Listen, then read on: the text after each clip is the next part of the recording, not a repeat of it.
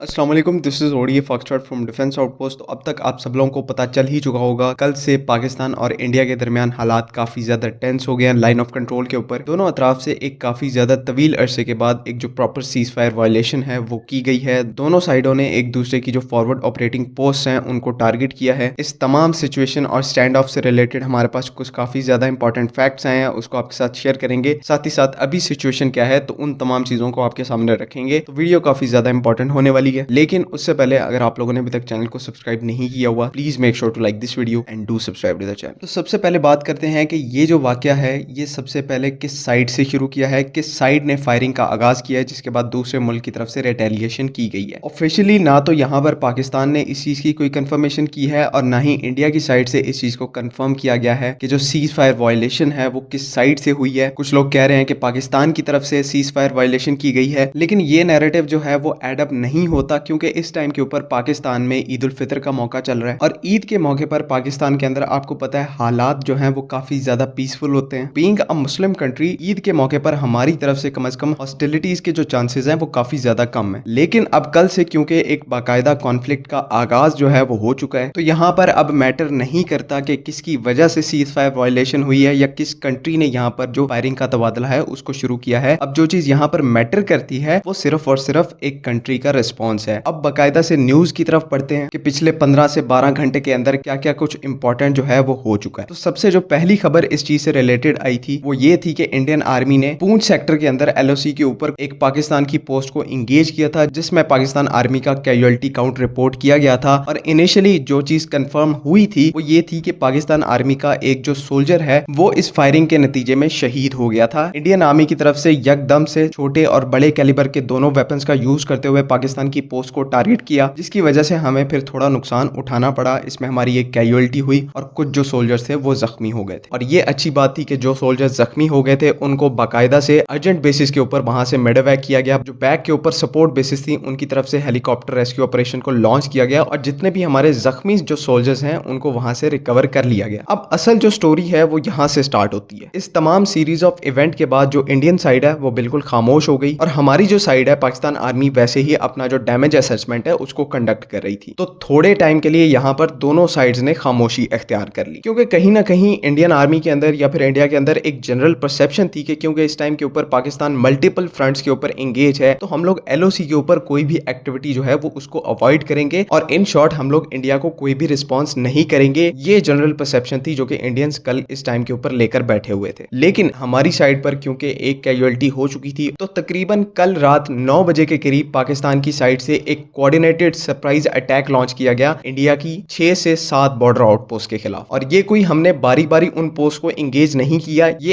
एकदम से पूरी कोऑर्डिनेशन के साथ पाकिस्तान आर्मी ने इस अटैक को लॉन्च किया, जिसमें आर्टिलरी का यूज किया गया और साथ ही साथ जो बड़े वेपन्स हैं, मोर्टर्स हो गए, 12.7 mm मशीन गन्स हो गई, इन तमाम वेपन्स को यूज करते हुए हमने उन 6 से 7 इंडियन पोस्ट को इंगेज किया। और अनकंफर्म्ड रिपोर्ट इस टाइम के ऊपर इस चीज की अभी कंफर्मेशन नहीं है, लेकिन इसके कुछ विजुअल एविडेंसेस मौजूद हैं कि इंडिया की साइड पर तकरीबन जो 6 उनके सोल्जर्स हैं वो मारे जा चुके हैं। मैं दोबारा से यहाँ पर कह रहा हूँ कि ये चीज कंफर्म नहीं है, लेकिन जैसे जैसे टाइम गुजरता जा रहा है इंडिया वाली साइड से कुछ विजुअल एविडेंसेस निकल आ रहे हैं कि जो कि इस चीज को सजेस्ट करते हैं कि इनकी कैजुअलिटीज हुई हैं। उन पिक्चर्स को, वीडियोस को मैं यहाँ पर शेयर नहीं कर सकता, उनको हम व्हाट्सएप ग्रुप में शेयर करेंगे। अगर किसी ने अभी तक व्हाट्सएप ग्रुप ज्वाइन नहीं किया तो लिंक डिस्क्रिप्शन में है, उसको ज्वाइन करें। और इन तमाम चीजों के बाद अभी जो करंट सिचुएशन है बॉर्डर के ऊपर वो काफी ज्यादा पीसफुल है। हमने अपने तौर पर हर पॉसिबल सोर्स से इस चीज को कंफर्म किया है कि रात के बाद से दोनों साइडों के ऊपर काफी ज्यादा पीसफुल माहौल है और कोशिश की जा रही है कि इसको नेगोशिएशन से हैंडल किया जा सके। ऑब्वियसली यहाँ पर ये एक अनफॉर्चुनेट सीरीज ऑफ इवेंट्स हैं, कैजुअलिटीज जो हैं वो दोनों साइडों के ऊपर हुई हैं, लेकिन यहाँ पर दोनों कंट्रीज के लिए बेस्ट अप्रोच यही है कि इसको पीस टॉक्स के जरिए इस सारे सिचुएशन को, अगर कोई मिसअंडरस्टैंडिंग है तो इन तमाम को पीस टॉक्स के जरिए रिजॉल्व किया जाए। दोनों ही कंट्रीज इस टाइम के ऊपर मल्टीपल फ्रंट्स के ऊपर एंगेज्ड हैं, तो जंग छेड़ना यहाँ पर किसी भी तरीके से अकलमंदी नहीं है। हाँ, पाकिस्तानियों को मैं यही चीज कन्वे करना चाहूंगा कि फिर भी अगर हालात खराब होते हैं तो कल रात को भी हमने इनको बड़े अच्छे तरीके से रिस्पॉन्ड किया था और आने वाले फ्यूचर में भी हम लोग इनको इंशाल्लाह से ऐसे ही रिस्पॉन्ड करते रहेंगे। उम्मीद है कि यहाँ पर तमाम चीजें क्लियर हैं। अगर इनसे रिलेटेड कोई भी कंफ्यूजन है तो काइंडली कमेंट्स में जरूर पूछें। बाकी अगली वीडियो तक के लिए अल्लाह हाफिज। पाकिस्तान जिंदाबाद।